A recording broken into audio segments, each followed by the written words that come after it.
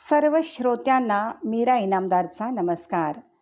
श्रीयुत सोमनाथ केसकर लिखित रिया पब्लिकेशन्स द्वारा प्रकाशित सांवरे रंगराची या संत मीराबाईंच्या जीवनचरित्रावर आधारित कादंबरीच्या अभिवाचनाचा आज 49वा भाग. या साऱ्या भक्तिमेळ्याने काही काळ मंदिरात विश्राम केला. मग उत्साहाने उठून मीरेने आपली एकतारी छेडली आणि गोविंदचा गजर करीत निघाली. मेवाडची नगरसीमा ओलांडून तिने या नगराला निरोप देत एकदा मागे वळून पाहिलं. दूरवरून कोणीतरी तिच्या दिशेनं धापा टाकीत येत होतं.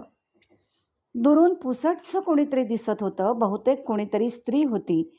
तिने दुरूनच मीरेस थांबण्यासाठी हात हलवला तशी मीरा तिची वाट पाहत थांबली. जवळ येताच ती आकृती स्पष्ट झाली आणि मीरेने स्मित केलं. त्या उदाबाई होत्या. मीरेच्या दिशेने धावत येऊनच त्यांनी मीरेच्या चरणाशी अक्षरशः त्या कोसळल्या. मीरेने त्यांना त्वरेने वर घेतलं आणि आलिंगन देत म्हणाली, "असं काय करता उदाबाई? चरण मोठ्यांचे धरायचे असतात. मी लहान आहे आपल्यापेक्षा." "मी वयाने मोठी असेन मीराबाई, पण माझ्या पापांची शिक्षा आपणास झालेली आहे. माझ्यामुळेच तुम्ही मेवाड सोडत आहात. त्याचं प्रायश्चित्त म्हणून मला सोबत न्या. माझं आता मेवाडमध्ये कोणी उरलं नाही. आपण गेलात तर ही उदा पोरकी होईल." असं म्हणून उदाबाई पुंदू लागल्या.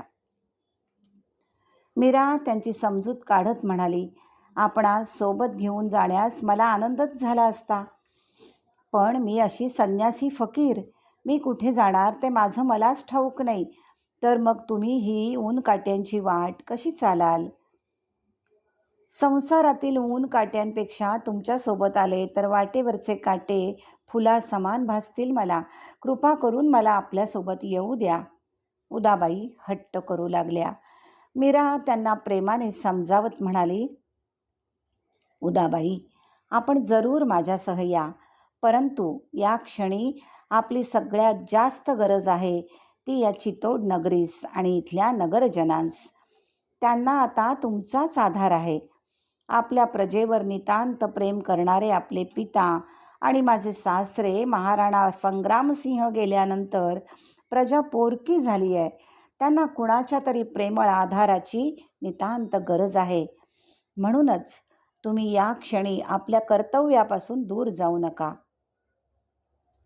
लवकरच मी तुम्हाला वृंदावनास बोलवेन. माझा निरोप मिळताच आपण तिथे या." अशी अनेक प्रकारे समजूत काढल्यावर चितोडमध्येच थांबण्यास उदाबाई तयार झाल्या.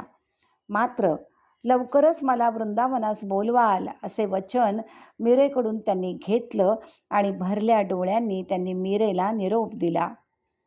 मीरेच्या भक्तिवात्सल्याने एका कोरड्या शिळेसही प्रेमाचा पाझर फुटला होता. इकडे राजवाड्यावर मीरा नगर सोडून गेल्याची वार्ता कानावर आली. राणा विक्रमादित्यांना मनातून आनंदाच्या उकळ्या फुटत होत्या, परंतु वरकरणी त्यांनी प्रजेसमोर खेद व्यक्त केला. मीराबाईंना आपण पुन्हा सन्मानाने परत बोलावून घेऊ अशी ग्वाही त्यांनी नगरसभेमध्ये दिली. त्यांनी आपले काही खास गुप्तहेर मीरेच्या मार्गावरती पाठवून दिले. मीरेचा भक्तिप्रवास सुरू झाला. राजपुतान्यांची वाळवंटी भूमी आग ओकत होती. तप्त उन्हाच्या झळा सोसत ती एक एक नगरीच्या सीमा ओलांडत होती. सोबत काही भाविक होते आणि तिची सखी ललिताही. प्रत्येक पावलासोबत एक तारी गुणगुणत होती, "करना फकीरी फिर क्या दिलगिरी, सदा मगनमय रहना जी." राजपुतान्याची वाळवंटी भूमी तिच्या पदस्पर्शाने रोमांचित होत होती. जणू त्या प्रखर उन्हातही वसंताने भरून आलेल्या वृक्षलतेप्रमाणे तिच्या रोमरोमातून गोविंद फुलला होता. तिच्या पदांमधून तो प्रेमाची मुक्त उधळण करीत होता. एखादा झंझावात पुढे सरकावा आणि त्याने आपल्यासोबत पालापाचोळा उडवीत घेऊन जावा, तसा हा चैतन्याचा स्रोत अनेकांना प्रकाशून टाकत पुढे सरकत होता.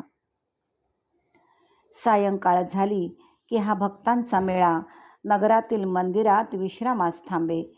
तेथील अनेक भाविक मग मीराबाईच्या ओढीने मंदिरात येत. तिच्या प्रवचनाचा आणि स्वर्गीय सुरांचा आनंद घेत हरिभक्तीमध्ये लीन होऊन जात. कधी नगरातील कृष्णभक्त प्रमुख अथवा मुखिया त्यांच्या विश्राम आणि भोजनाची सोय करीत. मात्र कधी काही नगरप्रमुखच विरोध करीत. एका कुलीन राजघराण्यातली ही स्त्री आपली सगळी लाज लज्जा सोडून भजन कीर्तन करीत नाचत फिरत आहे, समाजविरोधी कृत्य करीत आहे, या विचाराने ते मीराबाईंना कुठलीही मदत करीत नसत. मीरा मात्र आपलं सारं जीवन त्या गोविंदावर सोपवून निघाली होती. त्यामुळे अशा विरोधाच्या परिस्थितीतही कुणीतरी कृष्ण भक्त अचानक येऊन त्यांना भोजन आणून देई आणि मीरा गोपाळाचे मनोमन आभार मानी. आपल्या आधी सोबतच्या भाविकांना भोजन देऊन मगच मीरा भोजन करीत असे. ती गोविंदाला म्हणे, तू देशील तेच खाईन आणि तू ठेवशील तशी राहीन. पहाटे सारा आटोपून पुन्हा प्रवास सुरू होई. एकदा एका नगरातून प्रवास करीत असताना अचानक समोरून घोड्यांच्या धुळीचे लोट उठले. तसे सारेच वाटेवर थबकले. बहुतेक कुणा राजाची स्वारी असावी. जवळ येताच काही सैनिकांनी त्या भक्तांच्या मेळ्यास अडवलं आणि थांबायला सांगितलं. मीराबाईने सोबत असलेल्या भक्तांना थांबण्याची सूचना केली आणि त्या स्वारीची प्रतीक्षा करू लागली. थोड्या वेळात राजाचा शुभ्रधवल अश्व समोर येऊन ठाकला. त्या अश्वावरून एक राजबिंडा तरुण खाली उतरला. नक्कीच तो कुणा प्रदेशाचा राजा असावा. तो खाली उतरून त्वरेने मीराबाईकडे धावत आला आणि तिच्या चरणाशी नतमस्तक झाला. दिदीसा विसरलात आम्हास, असं म्हणून तो रडू लागला. मीराबाईने कौतुकाने त्याला पाहिलं तर तो मीराबाईंचा बंधू जयमल होता. जयमल तू? मीरेने मोठ्या प्रेमाने त्याला जवळ घेऊन हाक मारली. दिदीसा, काय हा संन्यासी वेश? या अवस्थेत सासरचा त्याग करून आपण दूरच्या प्रवासाला का निघाला आहात ते आम्हा सारं समजलंय. त्या दुष्ट राणा विक्रमादित्याने केलेला तुमचा छळ आणि त्याची कटकारस्थाने सारं काही आमच्या कानावर आलंय. पण तुमचा हा बंधू जिवंत असेपर्यंत तुम्हास असं भटकण्यास देणार नाही. म्हणूनच आम्हास खबर मिळताच आपणास शोधत इथवर आलो. आता इथून जवळच आपली मेडता नगरी आहे. तुमचं हक्काचं माहेर आहे. दिदीसा, तिकडे चला, आपल्या घरी चला. सारे नगरवासी तुमच्या भेटीची आस लावून बसले आहेत. बंधू जयमल, मीराबाई धीरगंभीर स्वरात म्हणाल्या, परमेश्वर आपल्या भक्ताची परीक्षा घेत असतो. माझ्या गोविंदाची सोबत असताना कोण छळ करेल माझा? सारा काही त्याचाच खेळ होता. या कठीण प्रसंगामुळेच मला गुरुकृपा झाली आणि माझ्या हरीची भेट झाली. आता ही मीरा त्याचीच दासी. मग तिला मेडता काय, चितोड काय, सारंच माझं माहेर, या हरीचंच गाव. दिदीसा, तुमच्या भक्तीचा मी आदर करतो, पण अगं जरा डोळे उघडून पहा आजूबाजूस. सगळीकडे रक्तपात, युद्ध, आक्रमणं. आपलेच आपल्या जीवावर उठलेत. कशी राहशील या संग्रामात? आपल्या भगिनीचं रक्षण करणं हे तिच्या बंधूचं प्रथम कर्तव्य असतं. मला ते पूर्ण करायलाच हवं, नाहीतर मी नरकात जाईन. तिच्या जीवास धोका असताना एक राजा असून बहिणीस असं वाऱ्यावर कसं सोडून देऊ मी? तुला घरी घेऊन जायला आलोय मी. आता माझं मन मोडू नकोस, शपथ आहे तुला तुझ्या या लहान बंधूची. राजा जयमल भावनाविवश होऊन बोलत होते. त्यांच्या डोळ्यातील अश्रू पाहून कोमल हृदयाची मीरा द्रवित झाली आणि म्हणाली, जयमलदा, लहान असल्यापासून तुझ्यावर माया केली, प्रेमाने तुझी काळजी घेतली, त्याचंच हे फलित आहे. तुझ्यासारखा बंधू या भूमीत साऱ्या भगिनींना लाभो. तू सत्य सांगत आहेस की या भूमीवर आता तलवारीचं राज्य आहे. सगळीकडे रक्ताचे पाट वाहत आहेत. म्हणूनच तुझी ही भगिनी त्याच्या स्वामींच्या गोविंदाच्या आशेने मनामनात प्रेमाचा संदेश देण्यास फिरते. आता मला अडवू नकोस. ही मीरा कधीच संपून गेली आहे आता उरलाय तो फक्त गोविंद.